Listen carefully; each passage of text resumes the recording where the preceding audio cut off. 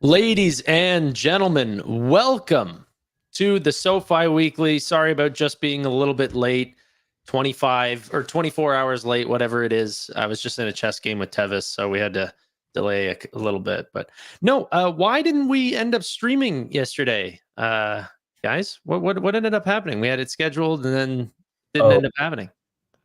I was late. That just reminded me. I forgot to post the after hours episode this morning because you asked the exact same thing in the after hours. I was like, okay, so I'll just post that now. Yeah, not everyone gets to see it. But to the people who did get to see the after hours show, welcome. We actually ended up being able to go live at 11, or not live, but record at 11. But we'll do the rest of the show here. So thank you all so much for joining us on a Saturday. Being able to talk stocks and getting everyone together on a day like today is not normal, but a little bit of extra fun for someone like me that always wants the markets to be open and talk about stocks. And, especially if we can get SoFi or some of the other big names involved, it's a lot of fun. So, Roy, I want to start with you, my friend. Have you done any buying of any stocks or anything over the past week? Not a lot. A little bit of Palantir a little over a week ago, just a little tiny bit, and it rose. But I just hold Palantir. That's all I do with it. And let's see, what else did I buy? I bought some PayPal. That was it. Cool. PayPal? Tevis? Um, Did I you can't. buy any dips? I haven't bought Celsius. I can't remember if it was this week or last week that I bought SoFi. It might have been this week. Hold on, let me check my tweets. Sure. Okay, hold on. Yeah, I bought SoFi. I bought 600 shares on June 17th, whenever that was, Monday. Yeah, so I bought about $4,000 this week off SoFi. Cool. That's awesome. It's a pretty cheap price for SoFi to be purchased at. Now, I wanted to open up the conversation really quickly. SoFi's been accumulating some cash, actually pretty well, like a lot of cash. I can actually bring up a chart if you guys want, so everyone can see it. Give me a second to get off chess.com and go over to the spreadsheets here. But with a depressed price coming in right around the time that they're going to start prepping for, their quarterly earnings, do you think that the board might talk about potentially authorizing a buyback for the stock, considering that the money is not going to be used for getting a bunch of no's already? Dude, no way. I thought you were going to say stock split. I was like, whoa, deja vu. Is this last year? Yeah. Because that's what the main, thing was last year. Stock was at around this level, and they were saying, oh, it's going to reverse split, and that's going to be negative, and it's going to drag it down further, and this and that. But buyback, no way. I don't think. I just think they have so much more they can do. Yeah. I don't know, Roy. What do you think? It would actually infuriate me. For one, this is a bank. It's more than a bank, but it's a bank, and so the more healthy and sizable the balance sheet is, the more that they can loan against it. Now, if they're not planning to make any loans for a while, that's fine. But then, essentially, what you did is you diluted shareholders by doing senior convertible notes to take care of some debt in order to take money now and then buy back the stock. And that, to me, makes absolutely no sense. It's the most idiotic thing ever. You're hindering yourself long term and in the short term, and confusing shareholders and also the market on what you're doing. So if they did that, Noda can buy the entire float, great, But if they're actually doing buybacks now, like at any price, like it could be $3, $2, $1 a share, they should not be doing buybacks. Yeah. It is also a different price than, whenever they started offering those convertible note offerings, stuff like that. That's fair. Eddie in the chat says an acquisition would be more prominent, but also what size? What would you like them to accomplish in that degree? Like acquiring a brokerage or something? I think to Eddie's comment, if he's talking about an acquisition, he's talking about SoFi being the target of an acquisition if they're going up. An acquisition is better if the stock price is higher, if SoFi is the acquirer, because they dilute fewer shares to acquire the target company. If it's the other way around, then yeah, if SoFi is cheap, then somebody's going to look to acquire. It's more compelling of an acquisition from a bigger player buying SoFi. So something to think about. I don't think that the price moving down on a company like SoFi does really impact the buying price too much, because I think that the board will have a pretty sizable argument to say, hey, the company's way stronger, and we have been priced like this in the past while interest rates have been in different environments. So I bet they could ask for a pretty high number without I'm sure they could ask. They could ask. They just have less leverage than they would have otherwise. And the reason why is I'm basing it off of what happened with the convertible note offering, when they were saying, okay, well, what is that average price going to be? And if they usually take like a 30-day average or a multi-month average of what it's trading at. And so, I mean, it's just a negotiating thing, right? Like, if I was going to buy SoFi and offer them $10, I can't do that if they're trading at $10. I can do it if they're trading at $6. Yeah, I think it was more the that Anthony Noto, to some degree, and the rest of the board can end up fighting off an acquisition, but if it's priced so well that they might not literally be able to say no, just because it's in their fiduciary duty to do what's best for the shareholders. Yeah, I mean, you're thinking like a tender offer situation where somebody approaches them to buy the whole company. I'm thinking like, hostile takeover where they're just buying up all the open shares on the market. It can't really happen. They're a bank. So it would need to be another bank, and we would see that over time. We're not really seeing anyone acquire it right now. And even if it wasn't a bank, they could poison pill themselves, to death. I sure hope I'm not a part of a company that poison pills themselves. Just sell yourself. No. But I mean, like shorts, people that are shorting the company already would actually be on the same side and aligned with SoFi poison pilling themselves in that. But that'll never happen. Don't worry about that, guys. If you don't understand it, not happening. So, but no, that is miserable. If you're in a company that's in that situation, probably get out.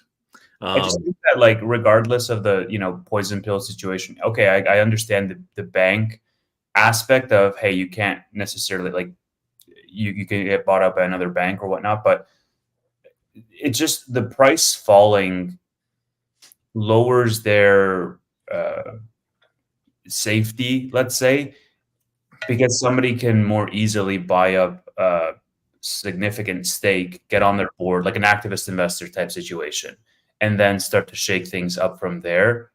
We've seen it with many of these companies in the past, where like Ryan Cohen is the one that I'm thinking of, like goes on the board, completely has different ideas, different plans with what he wants to do with that company. At $6, SoFi could definitely be, like, it's more likely than at 10. I'm not saying it's likely or that it's going to happen. It's just more likely than if the stock price was higher. But I don't know. It's still a super small company. So, yeah, I think the reason why I bring this up, and whenever I say buybacks, I don't necessarily mean, $1 billion or something like this. I mean more along the lines of like what Hims did. I think that was like a $200 million buyback program. Am I remembering correctly? Probably about a year ago.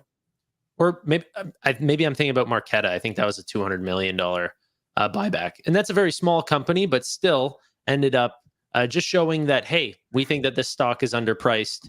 Why don't we go ahead and authorize just a program? So you're not even necessarily pouring all that money out, but you're saying, hey, we can have this money if it's available to us to buy it at a price that we deem as reasonable. I personally don't like either initiating a dividend or announcing a buyback in the face of weakness. Like, the buyback can be absolutely the right decision depending on the financial health of the company. PayPal, case in point, long term, they're going to really benefit from it. But those tend to not have any meaningful impact on the stock. I would say almost like every buyback that I can think of was done in a place of weakness. I mean, Apple. Apple, I wouldn't even write that off. Google, Meta. all of those But ones were in the face of weakness. but what happens is it's not just. I don't think all of them. No, there's certainly probably the lion's share of it. That tends to not move the stock price as much as when it's from a place of strength. Even if you're getting less yield on that buyback percentage because the stock has really shot up based on fundamentals, it still has that psychological, I guess, impact. Dividend even more so. Announcing a buyback of just some, we're going to do $100 million, no timetable, nothing. That's not going to do anything for the stock. Nothing at all. It might go up like 1% or 2%. There's no confidence. There's nothing concrete in that, and it's confusing, to me as a shareholder, why they would even be doing that, other than just trying to manipulate the stock price, which I don't want SoFi focused on. Like, yes, do things that will bring shareholder value, absolutely, but usually those are fundamental things, and eventually, at some point, the fundamentals of SoFi will shine through. But what they can actually control and do, like if they really wanted to increase the share price, they could open up the loan book. They could really start doubling down on credit cards and trying to get that handled. They could bring an improvement in the invest platform and start attracting more people there. Whether those work or not, that would have a benefit to the share price and probably help them long term too. But there's a risk. Why would those necessarily bring benefits to the share price? Pardon? Why would doubling down on the credit cards or expanding the loan book increase the share price? Well, conceivably, you do it at the same point where you're guiding on that. You wouldn't be like PayPal and be like, "Oh, we're not baking anything into guidance." You would change the guidance based on that, and if so, then that should move things. I don't know how much. It depends what they're doing. It's a big hypothetical. I'm just saying, manipulating the share price is not what I want them focused on right now. Yeah, I also just don't understand the premise of that question. Like, if they invest in their business is going to make more money, and eventually the share price will go up. Yeah, but they have the money and resource. It's not investing in your business. There's a difference between putting the money and expanding like sales and marketing and financial services versus expanding the loan book. They totally have the capabilities to expand their loan book. Their capital ratios are super healthy right now. The problem is that they don't believe that the loans that are being put out right now are necessarily safe investments. And so they don't want to expand it because they could be risking defaults. So if credit cards aren't working and future cohorts of personal loans are potentially not where they want to double down on, then I don't think if they did double down on that the stock price would rise. But I get it. And now we sort of dovetail into a conversation around their strategy, which is a fair topic of discussion. But I think the wider point is it's better for them to focus on that strategy itself than financial engineering to, artificially inflate the stock price in the short term. I think that's like wider point that Roy was going for, is like, hey, like just keep heads down, keep executing on whatever the plan is, and eventually the stock price is going to follow. But I sort of understand both sides of it. Like the thing for me that, I think with SoFi is that I really think in the short term, it needs some type of jolt to achieve some price discovery across the board. So people are like, oh, this company is executing. I still think it has that ex-SPAC moniker, like a dark cloud following it around. I still think it has a lot of people doubling and tripling down on the bearish aspects of it being a bank. And so there's a lot of aspects of the business that people are discounting for SoFi because we, on the bullish side, are maybe over indexing on the growth and the management execution, and the bears are under indexing on that. And that's like the biggest difference. I just saw, an interview that a SoFi bear did on Tuesday with an analyst who was bearish, and almost exclusively they focused on banking metrics, on fair values, on delinquencies, on what the marks would be. And like, that's fine, but it also doesn't tell the full story.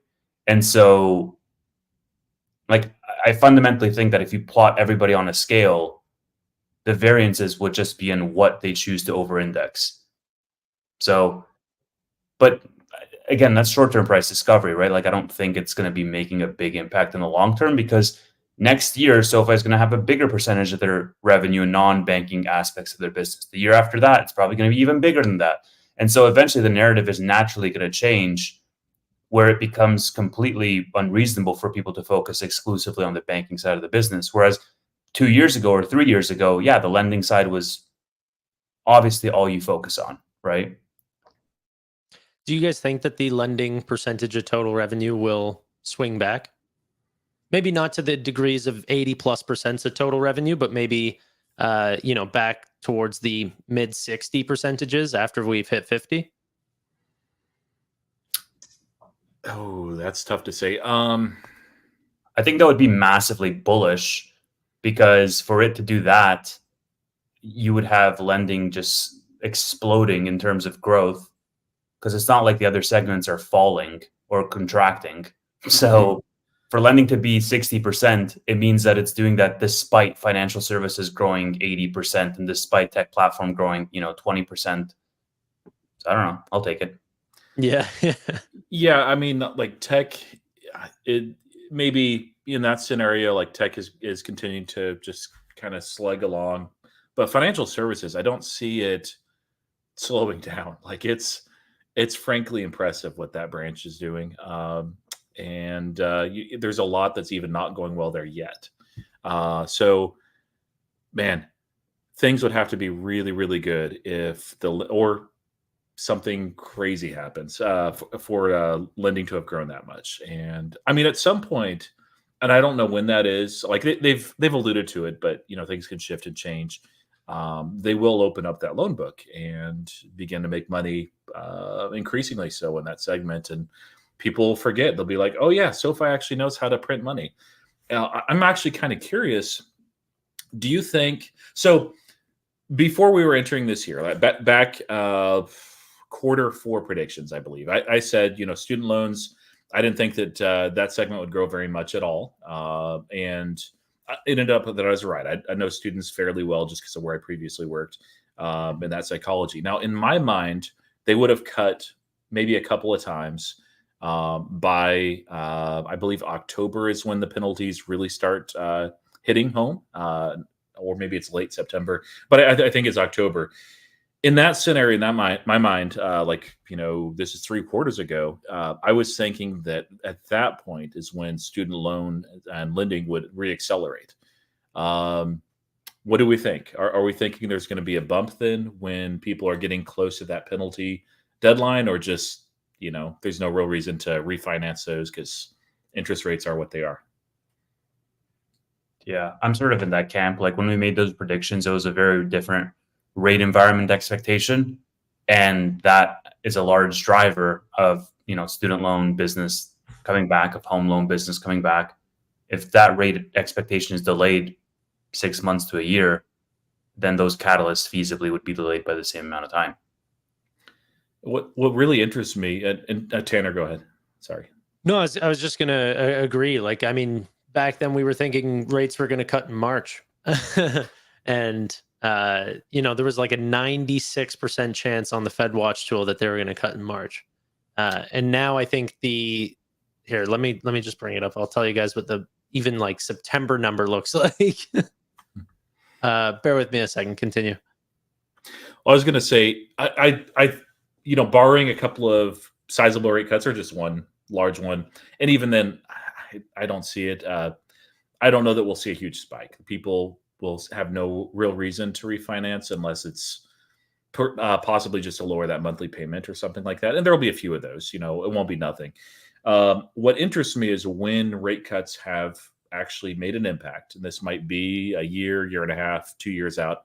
We don't know. There are a lot fewer players in the student loan market right now. Discover bowed out, and there's been a couple others as well. And so this is a market that, it's SoFi's bread and butter before COVID. And it absolutely can print money. Like they've handled this business very, very well. It grew SoFi into what it was able to do there, despite everything in COVID.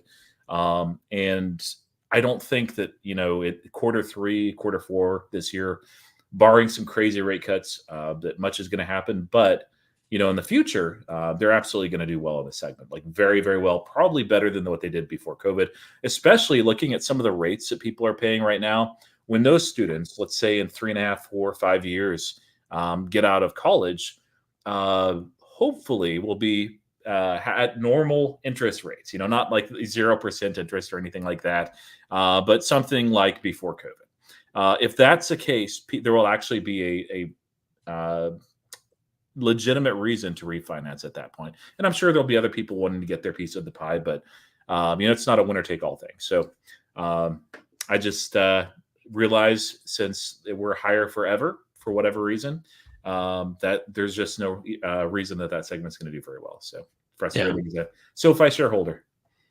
What's weird is the amount of the private market share that SoFi has. Oh yeah. Which even still, like I try to find any supporting notes on that, and I can't seem to find very many. Looking at the total amount of refinances versus what SoFi's doing per quarter doesn't seem to line up. But they're probably, I think they've said stuff like that, they're talking about FICOs above 680, stuff like that. So it's really hard to get accurate information on individual like segments of the total market that's getting refinanced. But overall, I mean, if that turns around, they are going to do very well in that market. It's not one to heavily bank on. I think that the very exciting part is that was SoFi's exclusive business. So now that everyone is sort of pointing at personal loans and saying, hey, this market might not do as well, I like to point at the sort of history of SoFi and say, hey, why do we think that this is going to be their key driver going forward? That's right. Like right now, it's seeming to really shift over to SoFi Money. And I think that a lot of the people who are putting these lending margins on SoFi saying, hey, there's a ton of risk to this company and they're making the bulk of their money this way on interest income through lending. I think they'll be shocked if SoFi Money can continue to grow the way that it's growing and cross-sell at near $0, to other products and expand that lifetime value of their customers. So they might be getting to a healthier part of their business right now just because of the market that they're in.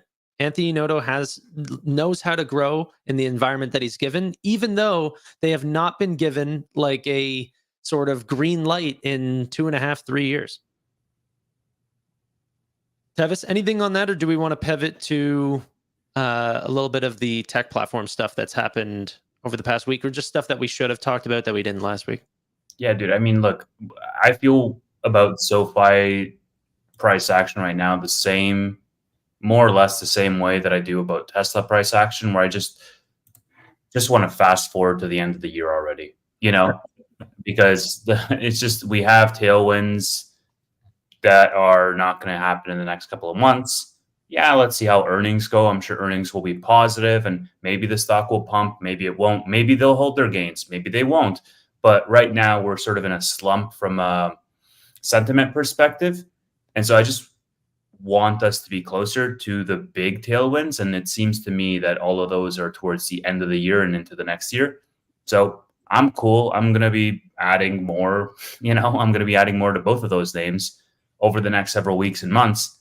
But really from a, having a YouTube channel and talking about it perspective, I feel like the more exciting stuff is going to be happening towards the fall and heading into the new year. So mentally, I'm sort of just like, cool, let's fast forward 6 months. I'm not going to be selling anytime soon. I'm still DCAing, running my, same strategy, but I acknowledge that nothing major is likely to happen over the next few months. What are you expecting for this quarter? Like, do you think you still expecting a perfect triple beat? I mean, is it going to be exceptional? Or are we going to see good member growth? I mean, they guided down, right? So they lowered expectations for Q2. I haven't been seeing a lot on the news perspective. It's been really quiet. I haven't really been seeing a lot on the sales and marketing spend with regards to their promotions. I really don't know. I mean, I'm not sure what to expect for Q2. The important thing is that they guided up for the full year. So, I mean, to my earlier point, like the tailwinds are in the back half of the year. Just really quickly to Eddie's thing here. And Eddie, if you want to come on, we'd love to have you. I'll send you the link really quick if you want to share some ideas. I know that you've been researching SoFi for a little bit, and we haven't heard from you in probably the past, I don't know, year or so. Maybe not that long.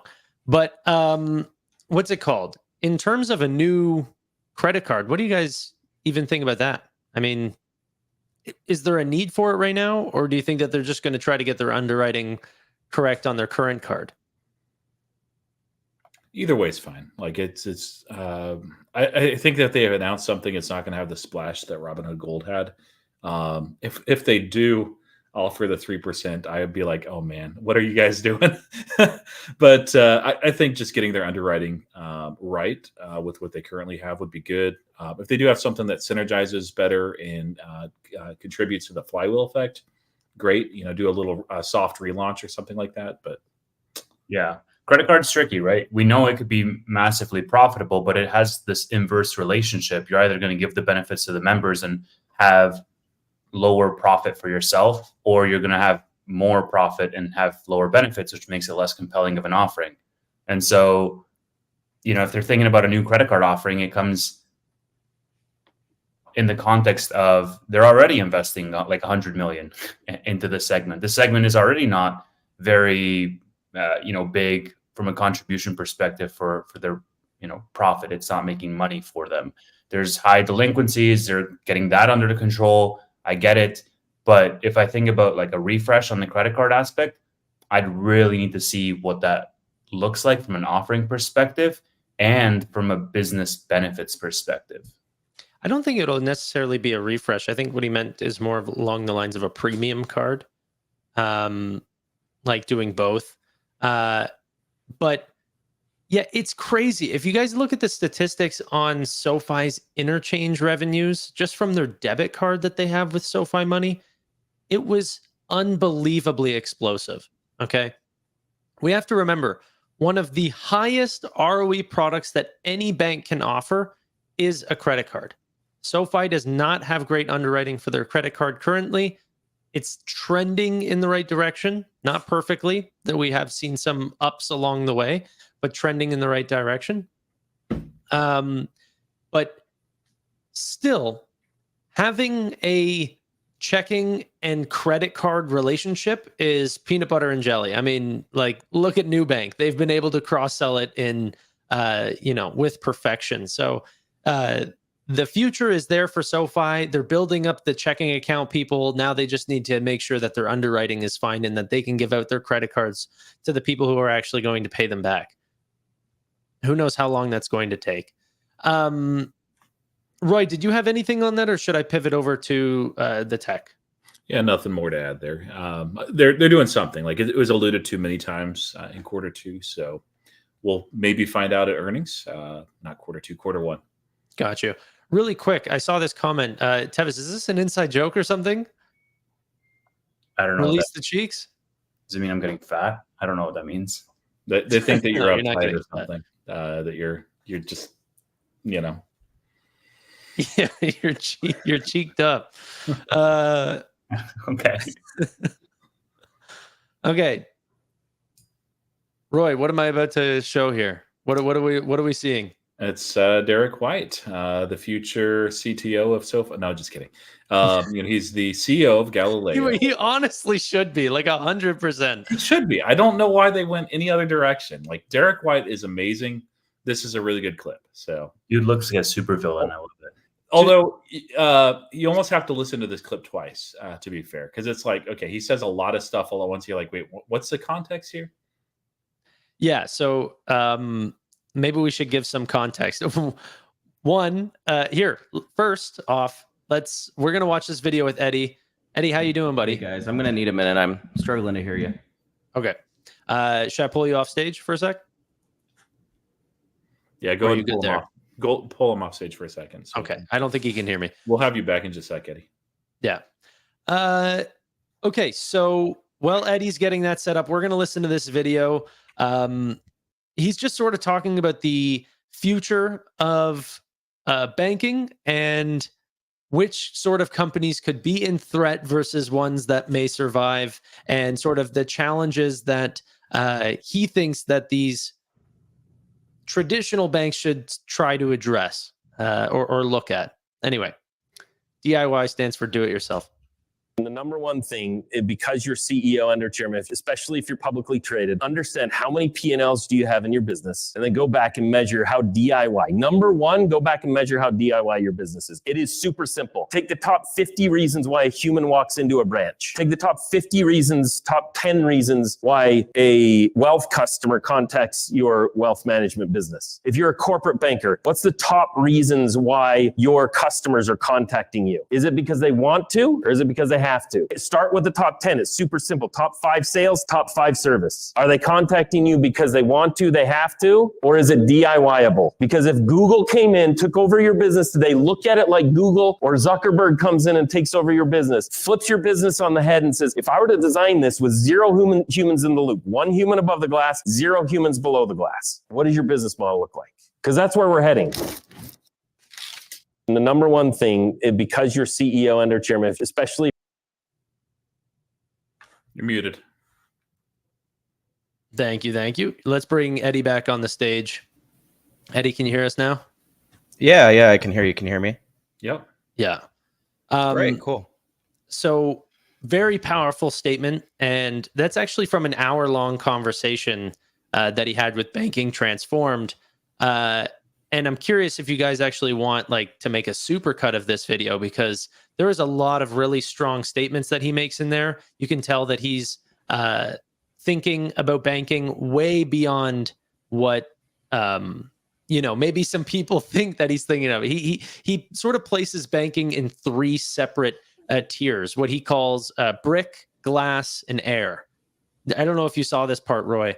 It was pretty interesting, but he talked about how in stage 1 right now, or whether it's right now or transitioning over to glass, it was, sort of the branch banking, then the glass is over the phone, and soon it'll be air, which is sort of a more voice controlled, the idea of, hey, what I say I want will actually get done. Whether that is through still similar services that we have now or through some other new hardware device, something like this. It's quite interesting that they are definitely thinking about how this is all going to work going forward. But before I get to you, Eddie, Tevis, is there anything that you thought about from that video there about Derek White talking about, sort of tech maybe displacing some of the traditional banks? I thought about it a little bit differently, and it's topical because I'm doing this in the company that I'm at right now. So people who view the channel know I'm in product management. I'm on the leadership team for a scale up here, and a lot of my role right now is looking through what that strategy looks like over the next 3 to 5 years in terms of moving up market, like increasing average order value, getting new customers, finding complementary products to bundle, so on and so forth. And I was watching that clip from that lens, because how you achieve the result of what I just said is you have to break down from a first principles perspective and reverse engineer the aspects of your business to look at all the raw inputs, essentially, in terms of, okay, how do we create that moat for ourselves, and then how can we lean into what our competitive advantage is relative to the market, and what niche can we as a result carve out in the market. And that exercise, I think, is really interesting in the lens of, Derek White is in Galileo, but also in Sofi, because they have all of these different business segments. And so the ecosystem therefore becomes the moat. It's because they have everything all in one place, and there's interoperability between those product lines. And that provides a really powerful value proposition for the end user that they can't find anywhere else. How do they lean into that? And then more importantly, how do they achieve operating leverage from an expenses perspective? How do they get, more bang from their buck of invested capital? I think it's just an exercise just to keep grounded of all of these businesses that they have to do in terms of finding what the profit drivers are of the business and leveraging those to deepen that moat in their market. Roy, anything on that before we get to Eddie? Yeah, I mean, he didn't use the word moat there, but there's a lot of competition in the sector that where SoFi is, and it's sometimes hard to get a grasp on how good Galileo and Technisys are, how credible their tech platform is. We'll find that out in the pipelines and the bidding, what's going on in these projects with the mega banks. But APIs are absolutely the way of the future. That progression of that physical to electronic to just in the cloud type banking it's inevitable. Like it's not going to say that all banks will eventually be that way, and some are faster than others. But SoFi will benefit from that. And I guess I'll say one more thing on this. This was actually my first time listening to Derek White engage like this. I'd heard clips. I don't know, for whatever reason, I actually saw more Miguel Santos before. And it's a worthwhile watching. Like he's has a lot of there's a lot of clips. I'll just say that I was kind of listening and doing things, and then I'm like, wait, did he say that, or what did he just say? And I'd have to go back and re-listen. That doesn't happen often to me, so it's just a really interesting way of looking at things. And yeah, I'm glad that he was retained when the buyout of Galileo happened. Very strong speaker. It gave me. I've been confident in the tech platform, but it gave me even more confidence with him being the CEO of Galileo. There, it's like, unless this guy is just the greatest baloney salesperson ever, like it's going to come together, guys. So, ladies and gentlemen, let's all welcome in. I brought you to the stage too soon. I didn't realize it was going to take so long. He's just sitting here. But Eddie, good to have you back, man. We had you on a little while ago, but it's good to see you again.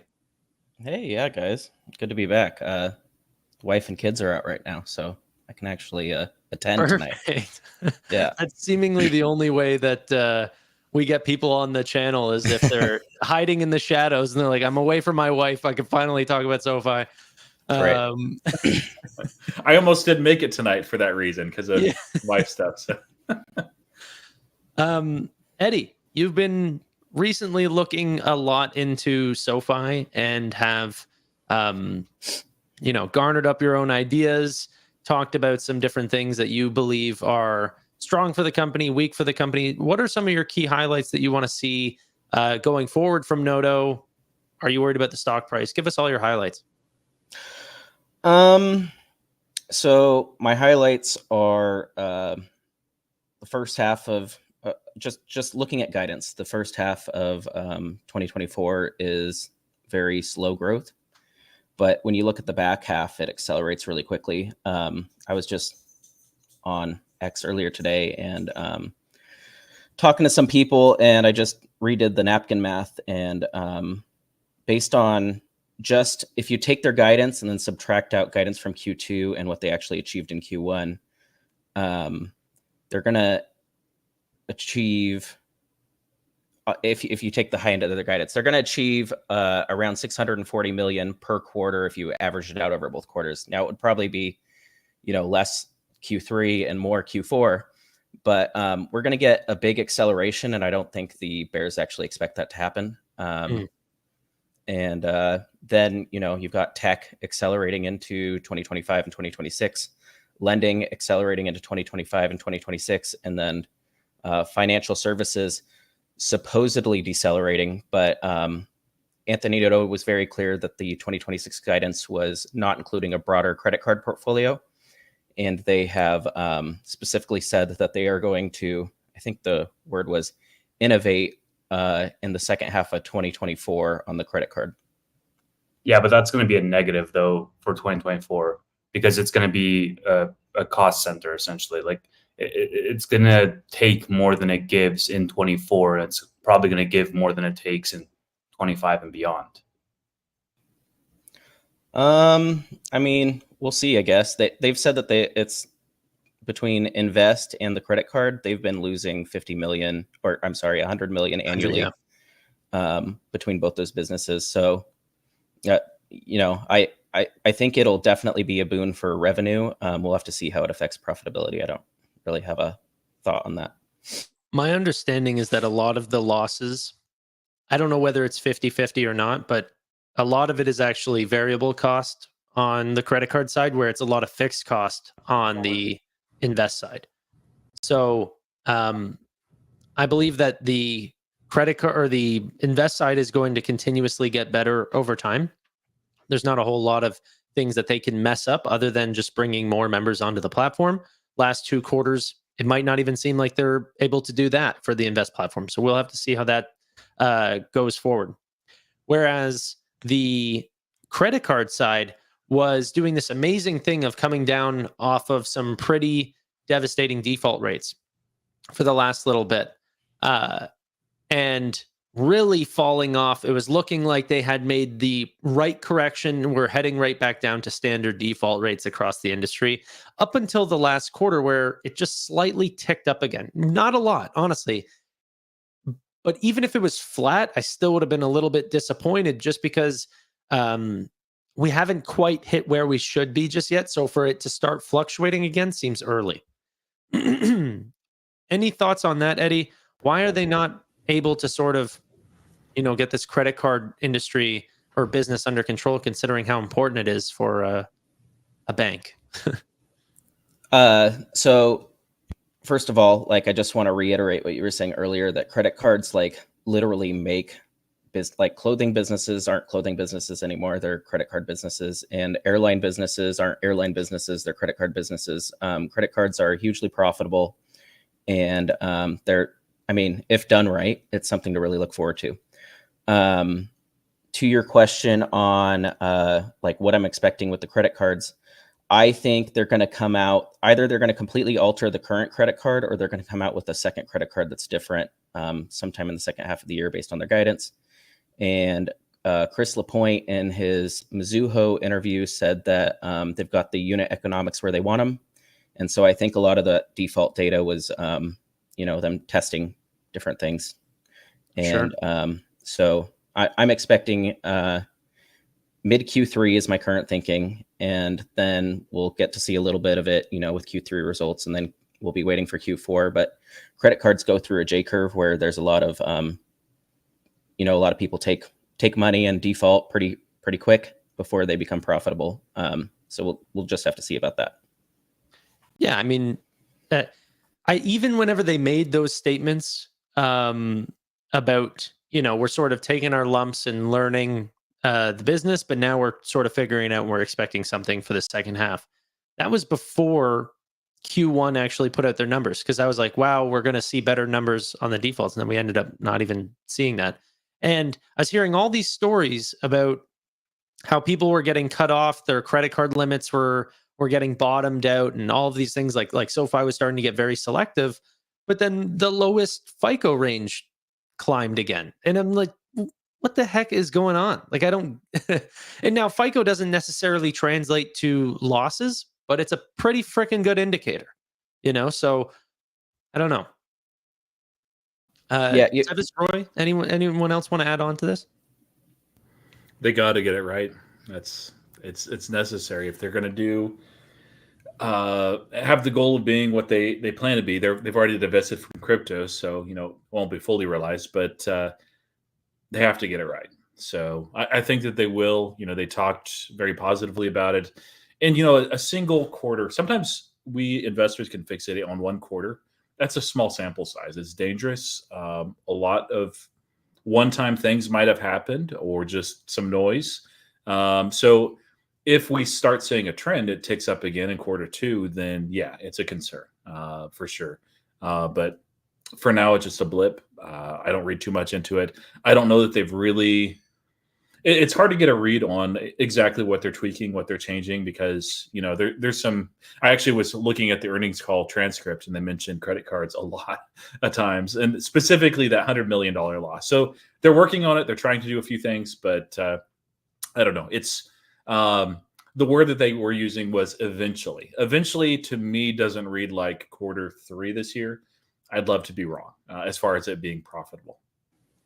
I'm sorry. Eventually on what specifically, Roy? I missed it. They mentioned this in the context of both credit cards and the Invest platform being a drawdown of negative 100 million that they eventually see, and they mentioned that I think 3 different times that there would be a positive contributor to their profitability and margins, and they use the word eventually there, I think, very intentionally. So, Yeah, I'd be curious to see how this credit card, or if this credit card plays in their ecosystem. I think Tim had some great ideas on X. He's been posting about the credit card segment, and if you guys don't follow Tim, definitely do that in the SoFi community. But really, that's, I mean, to my earlier point, like that is their competitive advantage, is that ecosystem. And if this is a credit card for premium members or some type of new offering or whatever it may be, leading into that ecosystem, I think it's going to be really important for them for the lifetime value of their cohorts. I don't know what you guys said, but Mark is prescribing Tevis a Celsius. So I think Mark was also the one who was like, keep drinking Celsius, it's crashing, which I laughed at because I have the worst, like, I'm like a reverse indicator. I'm a younger Jim Cramer with more hair. He's just mad right now. I don't think he's getting his sports picks correct, and so he's down, but that's okay. would you mind selling just like a share of SoFi so that we can go to the moon? You could think about it, Tevis. Just one share. Yeah, you could stop buying just for 1 week and just. I might just do the one share just so I can have a clickbait like title and thumbnail, just get 20,000 views, and then just be like, I bought it back. Sold SoFi, literally one share. Exactly. Got him. And we'll go to the moon. Yeah. Eddie, now you've been in fintech for some time, but pretty new to SoFi, I would say. How long has it been? 6 months, something like this? I don't know. I couldn't tell you. Probably like a year. Okay. I think he's been in just about the same length of time that I've been in. So I think it was last May, somewhere around there. Oh yeah, I got in the weekend before the student loan announcement. I remember now. Yeah. It was right around the same time. So I don't know if it was the same with you, or but I was eyeing it, studying it, learning about it for not like intensively over a couple of years, but as the price kept going down further and further, I got more and more interested. Then I started, digging into the earnings calls, listening to these guys. And eventually I'm like, hey man, the price is right before the student loan announcement. So what caused you to pull the trigger on SoFi? And what's causing you to keep holding it? Yeah. I thought SoFi was really boring, like, because I was originally an upstart, which has both high points and low points. But the more I looked at SoFi, the more I really appreciated the consistent beats and raises. The triple beats is they're called on this podcast, yeah, that's really what got me interested and keeps me around. It's the triple beats. It's like if this was missing, like, I mean, I was involved really heavily with Palantir, and I still have some Palantir, but like Palantir started like missing their numbers, and I wasn't very happy with that for a period of time. And SoFi thus far hasn't missed, so that's really what keeps me interested. Yeah. Are you just buying common shares of this stock, or how are you playing it? So I just started to so on X I said that I was going to wait till 550, but I started to shift some of my shares to Leaps, $4 strikes, January 2026. And I'll shift more of the SoFi position to Leaps if it continues to go cheaper, but otherwise I'll just leave it where it is. What's considered cheap and what's considered expensive for SoFi? I'd be surprised if it gets to 550, though I think it's like totally possible that it could get to 550 or lower. Anything below 5 is like a fire sale, in my opinion. But anything under 550? Anything under 5. Gotcha. Tangible book value right now is 4. They're guiding for another 200 to 400 million in tangible book value growth. So that should add another 20 to 40 cents of tangible book value before the year's out. Then you've got the credit cards launching with high ROEs. Tech is accelerating, which should help the ROE. Things are looking good, and the stock's not looking good right now. And what Eddie's talking about, if you're kind of newer to SoFi, there's an argument by bears that this is just a bank. If it is just a bank, which I don't think so, I strongly disagree. Otherwise, I wouldn't be in SoFi. Then it's typically judged on the price to tangible book value. Tangible book value of SoFi per share last quarter was $3.92 share, and that's typically banks will trade at a range. I don't think I have my notes here from that, but Bank of America. Bank of America is at 1.61 price to tangible book value. And SoFi, if it went all the way down to I picked 495 as just an arbitrary number earlier in the week. Just I was looking at it, I was curious, how far down can we go? 5s? Sure. No reason why we can't go 5s. 4s, there'd have to be something seriously wrong with either SoFi or banks or the world. And that can happen. We've gone through COVID recently, but if we were at 495, we'd be looking at a very, very low price to tangible book value, assuming that SoFi really was just a bank and ignoring the growth rates. So it's stupid at that point. It's already, I think, cheap right now.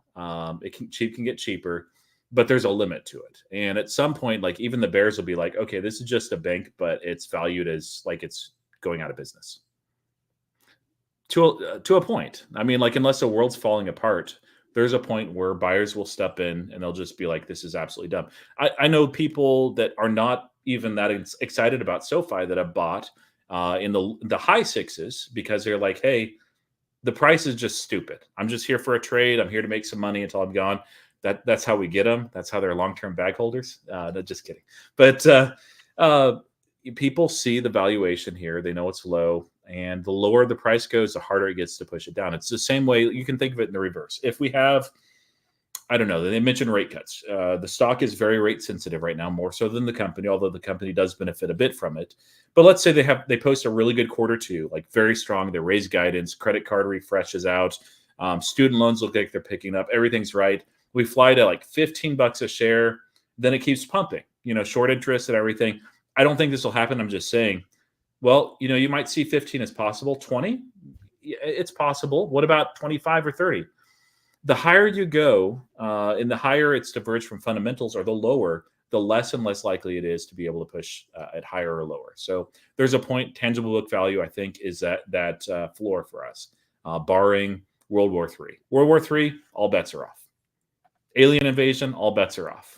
Eddie gets elected president of the United States, all bets are off. Yeah, I mean, look, this is what I've been saying in videos this week, saying that, hey, the reason why I'm still buying SoFi and buying disproportionately to what I was buying, when it was in the $7 or $8 range, is because the further it falls, the further it's de-risked in my mind, because it's not falling as a result of any lack or gap in fundamentals. It's falling as a result of market whims. And thanks, I'll take the extra, difference in opportunity that we could have later on down the line at these valuations. I got a cat cam. Sorry, I'm getting a little distracted by this dude. He's got to get off the table. I got a topic. Can we talk about the Invest platform? I'm curious. I see criticism about SoFi's Invest platform all the time. And I guess I'll just share my perspective and then I'll open it up for other people to share their perspectives. I do not see why SoFi gets so much criticism for their Invest platform, specifically because 98% of people that I talk to about stocks at work or whatever, none of them are trading options. And so I don't know why X particularly is so hung up on SoFi getting options. I don't think it's that critical to their success in the Invest platform. And I'm just curious what your guys' opinions are. It's because all the people who do trade options are on X, and so they get a disproportionate voice in that particular medium. Yeah, that is you're talking directly to the 2%. I mean, we have 430 people in this chat at 10:55 p.m. on a Saturday talking about a specific stock. These guys are nerds. Okay. You guys are nerds. You're stock nerds. You're doing this on a Saturday night instead of out or hanging with family. That's fine. I'm doing it too. But so you're getting a disproportionate level of like investing freaks rather than, the one that I always compare it to is like my girlfriend.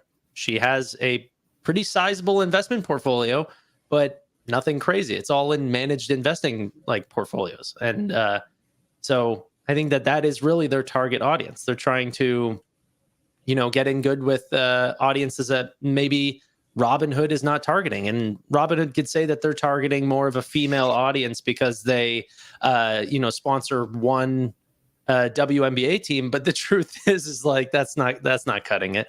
And that it's a highly male dominated area, but there still is a very large percentage of the total wealth allocated into different genders and different types of, investors. And that could be a much more passive investor.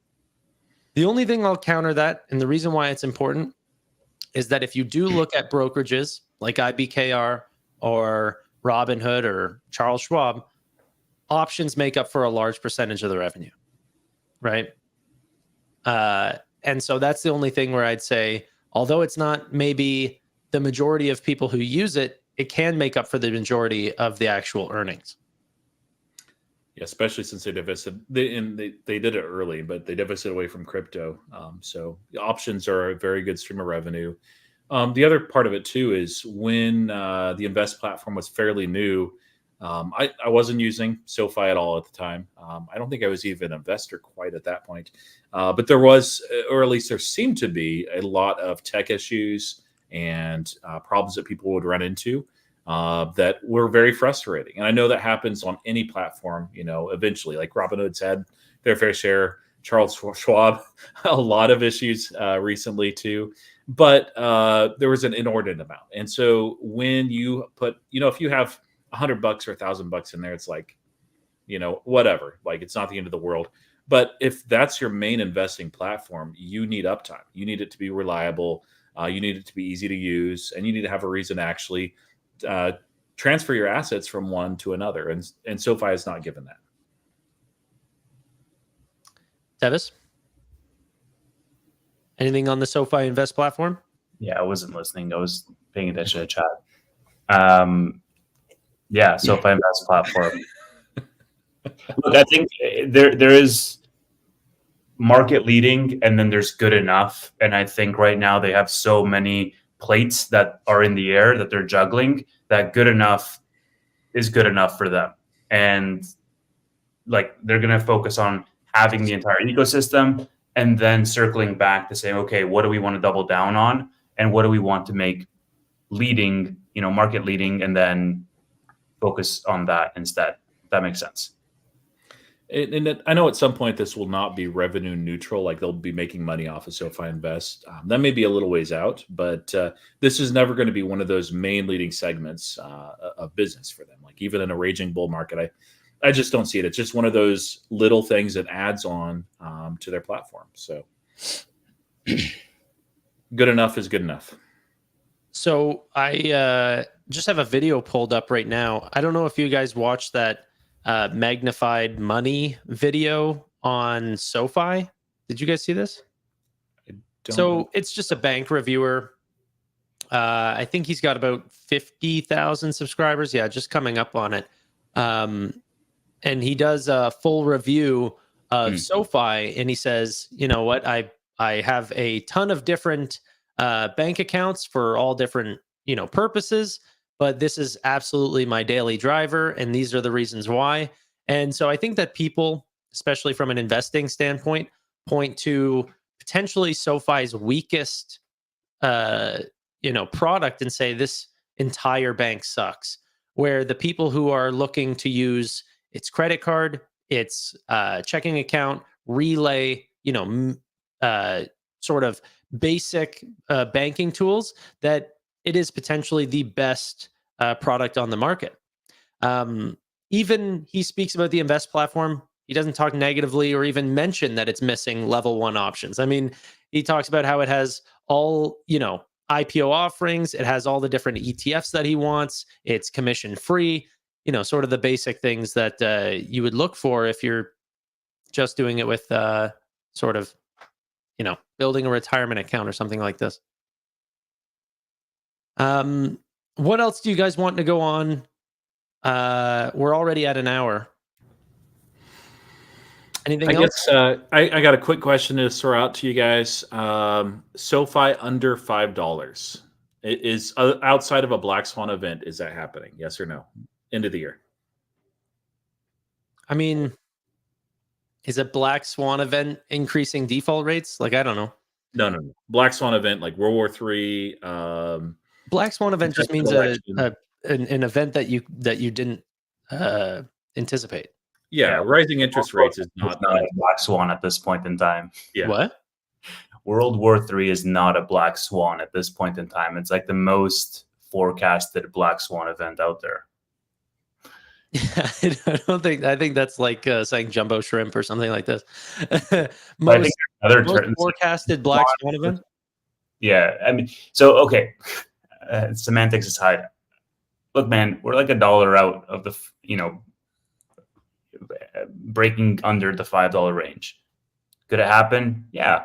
We were down like 2 weeks ago. We were like at 7. In another 2 weeks, yeah, for sure we could be at low 5s. Who knows, right? I think it's very possible. Does it matter? I mean, I don't know. Did you say break into 5s or break below 5? Below 5. Yeah. So 495, 499, whatever. That's what I thought you said. Yeah. In 5s, the market just has a bad day next week. Like we might be there, Jerome Powell says something, it's just, we're so close. What do you think, Eddie? Below 5. I think it could go below 5, but it would take some kind of big macro event. Short of a big macro event, I have a tough time even seeing it get to 550. Like, I mean, I do think that's in the realm of possibility, but we're already really far oversold. And it's happening to all of fintech. I mean, like PayPal went up to what, 67 and is back down to 60. It went below 60. Like, this isn't like SoFi specific. And I see a lot of people acting like it's SoFi specific. I think SoFi is just prisoner to the macro right now, and it's not going to be unleashed until the macro is unleashed. And that's going to take rate cuts, or, if something breaks, it's going to take rate cuts to fix whatever's breaking, plus, 6 to 12 months to come out on the other side of it. What I thought was pretty interesting. I mean, we should do another after-hour show. I'm not quite done. But I've got another question too. I mean, we can do it in after hours here. I don't know, man. You guys attribute logic to short-term price movement, which it's totally rational, and I would do the exact same thing. But history has proven that to be wrong. Like, if I were standing here or sitting here 2 weeks ago, and SoFi, or 3 weeks ago, and SoFi was in the mid $7 range, and I said to Roy, "Hey, how likely do you think we are to break below 52-week lows at $6.20 in the next 2 weeks?" You looked at me like I'm crazy, and so you looked at me like I'm crazy. I would have said there's a decent chance. But now you're thinking, oh well, there has to be some massive negative catalyst for us to break below 550. No, there doesn't. There needs to be 4 red days in a row, or even 2 red days in a row, and there you go. And like, that's okay. I think it's going to be real tough to break below 5. 550 is a different story. 550, sure. Below 5, like that tangible book value is basically going to help SoFi hold at a certain level. And can it break below 5? Absolutely. It's such a low chance. So I've not bought much SoFi since, I don't know, 3 or 4 weeks ago. At that point, I'm like, hey, I'm good where I'm at. I was going to add more if we fell down, but it's not yet. If we break below, and I won't say my price level, but it's below 550 and it's above 5. So in that range, I start adding heavily just because I think the price has gone from undervalued to just ridiculously undervalued to the point that even bears are like, yeah, it's a good buy here, barring some sort of crazy macro event. So World War III happens, alien invasion, something like that, then yeah, maybe not. Yeah, all in Canada all, invades the United States. I mean, all in all, the stock is going to continue to add new members and continue to strengthen itself as a brand and bring up that brand awareness and hopefully cross-sell and increase the LTV and potentially retain a lot of earnings. Whatever they do with those earnings, whether that's just continuing to strengthen the balance sheet or look to, what's he doing here? Or look to, do buybacks, or I don't think dividends are any time in the future at all. But yeah, whether or not you as an investor want to continue to hold or you don't believe that there's a turnaround play is a decision for you. But I continue to hold this company, and I think everyone else on the panel does. But until next week, those are our thoughts, opinions, and discourse on SoFi. Eddie, we should have you on again and talk a little bit more SoFi and fintech in general. Sure, yeah. We'll have to figure out a time that we can do that. You're available all the time. All right, make yourself available. No more wives and children. Say goodbye to the wife. It's SoFi Weekly time. I'm tired of children. Like I'd be good with no more children. Like that'd be great. How old are your kids? How old? I got a 3-year-old and a 6-month-old. Oh yeah, it gets easier, dude. It gets easier. Yeah. Once you no longer have to change diapers, it's just like glory. I want them to go to school. Like go away for 40 hours a week and give me my time back, please. Yeah, we homeschooled for most of the time, so that was and I participated. I was teaching Latin and different, so yeah. So here's how you get the after hours show. We've already recorded it. I was going to say tonight's show, but it was yesterday's show was all about Tesla. Okay, so how do you get it? 1, you got to subscribe to either Tevis or I's channel. 2, once you're subbed, you click the join button. Then you give us money, and then you get content. Okay? It's very simple. Tevis is trying to get people to sub to him, and then you take all of his comments and read them out loud. What do you mean? That benefits him. I said Tevis or I. Yes, and if you can bring up Mike's comment, like and sub to recoup my gambling losses and further fund my addiction. Thank you. Yeah, he needs it. He needs it. It sounds so much more serious without the camera on, but I'm trying to get this fixed. Once you no longer have to pay back those gambling losses, and maybe you can get a better camera. Yeah. Yeah, and the mic too, because your mic was popping the whole show. So you need to fix that. Let's wrap. Eddie doesn't even stream at all, and he came on with a better mic than you. So it's time that you upgrade your mic and fix this shit, okay? Every time that your mom calls you on your cell phone, your camera goes down. So you need to fix some stuff. Ladies and gentlemen, thanks, Tanner. Thank you all. What? Thanks for sharing that to 400 people. Ladies and gentlemen, thank you all so much for watching. What? Why are you talking while I'm outroing? Let me leave.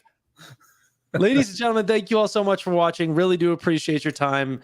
Unsubscribe to Tevis's channel. Bye for now.